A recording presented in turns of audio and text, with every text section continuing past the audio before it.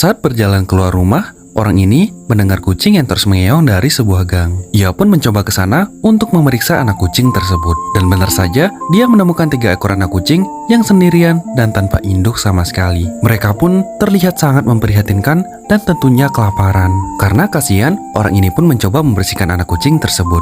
Ia pun memberikannya minum dan makanan. Dan terlihat ketiga anak kucing ini sangatlah kelaparan. Setelah dirasa cukup kenyang, orang baik ini pun membawa ketiga anak kucing ini ke dokter hewan untuk dilakukan pengecekan. Mereka pun diobati dan diberikan vitamin. Dan setelah itu, ketiga anak kucing ini pun dimandikan. Setelah mandi dan dibersihkan, mereka pun terlihat jauh lebih baik. Ia pun dirawat dengan sebaik mungkin. Makanannya pun selalu tercukupi dan ia hidup dengan bahagia. Dan pada akhirnya, kucing ini pun telah menemukan keluarga barunya. Wah, semoga kalian cepat besar dan sehat terus ya, Pus.